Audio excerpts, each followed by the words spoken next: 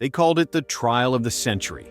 A beloved football legend, a shocking double homicide, a white Bronco, and a courtroom glove that changed everything. But while O.J. Simpson walked free from criminal charges, he never escaped the debt, disgrace, or public obsession. This is the story of how O.J. Simpson's life fell apart and why his money never recovered. Before the scandal, O.J. Simpson was an icon. He won the Heisman Trophy in 1968, became a Hall of Fame NFL running back, and seamlessly transitioned into Hollywood, starring in films, commercials, and TV broadcasts. He had money, fame, and a squeaky clean public image. But that all changed on the night of June 12, 1994. Nicole Brown Simpson, O.J.'s ex-wife, and her friend Ron Goldman were found brutally murdered outside her Los Angeles home. Nicole had been stabbed multiple times. Ron, too, had fatal knife wounds. Blood was everywhere. Suspicion quickly turned to O.J. Their divorce had been turbulent. She had called 911 before, terrified, and just days earlier he had shown signs of erratic behavior. Here is that phone call.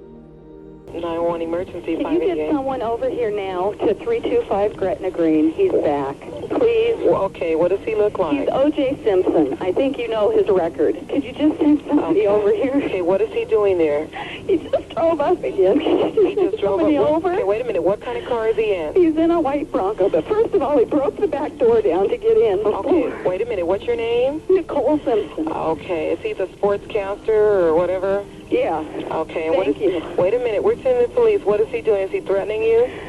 I'm going nuts. Okay, has he threatened you in any way, or is he just harassing you? You're going to hear him in a minute. He's about to come in again. Okay, just stay on the line. I don't want to stay on the line. He's going to beat the shit. Wait a minute. Wait, just stay on the line so we can know what's going on until the police get there, okay? What? What does he say? What else? Calling units for domestic violence at 30 Correction 325 South Gretna Greenway. It's too high.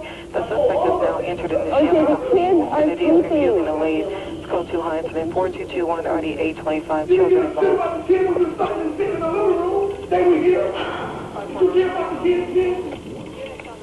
The media descended.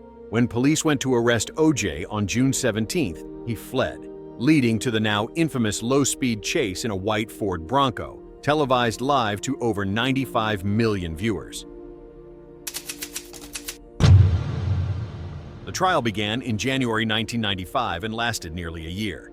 The prosecution had what seemed like overwhelming evidence: Simpson's blood at the scene, gloves matching the killer's at his home, a bloody sock in his bedroom, DNA linking him to the crime. But the defense flipped the script. Led by Johnny Cochran, the Dream Team argued that the LAPD had planted evidence, that forensic handling was sloppy, and that O.J. was the target of racial bias. Then came the glove moment. O.J. tried on the leather gloves found at the scene, and they didn't seem to fit. If it doesn't fit, you must acquit. That phrase became legend. It's no disguise. It makes no sense. It doesn't fit. If it doesn't fit, you must acquit. And on October 3, 1995, the jury found O.J. Simpson not guilty. We, the jury, in the above entitled action, find the defendant Orenthal James Simpson not guilty of the crime of murder in violation of Penal Code Section 187A, a felony upon Nicole Brown Simpson, a human being. But the story wasn't over. In 1997, the families of Nicole Brown and Ron Goldman filed a wrongful death lawsuit. This time, the burden of proof was lower, and this time, O.J. lost. He was found liable for their deaths and ordered to pay $33.5 million in damages, one of the largest civil judgments against an individual in U.S. history. That civil judgment haunted O.J. for the rest of his life. He avoided paying for years, filed for bankruptcy, claimed he had little to no assets. His home was seized. Heisman Trophy auctioned for over $250,000. Watches, memorabilia, all liquidated. Despite still receiving a sizable NFL pension, reportedly up to $25,000 a month, that income was protected by law under ERISA, so creditors couldn't touch it. He lived comfortably in Florida, but legally dodged most of the debt.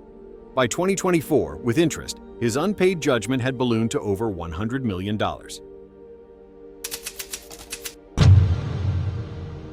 In 2007, O.J. got in trouble again. He led a group of men into a Las Vegas hotel room, trying to steal back sports memorabilia he claimed was his. But he was armed, and it was illegal. He was convicted of armed robbery and kidnapping, sentenced to 33 years. He served 9 before being released on parole in 2017. That conviction, many believe, was society's way of finally holding him accountable. In April 2024, O.J. Simpson died from prostate cancer at the age of 76. He left behind a tangled legacy and an unpaid debt that stretched into the millions. His estate is now under pressure from the Goldman and Brown families, who continue to pursue any remaining value, including rights to interviews, memorabilia, and future earnings from his name. O.J. Simpson's story is a cautionary tale of fame, crime, and the power of perception. He was acquitted in criminal court, but never escaped the judgment of civil law or the public. His money, his name, his freedom, all slowly vanished. And even in death, he remains a symbol of justice, questioned, complicated, and unfinished. Let us know in the comments, do you think justice was ever truly served?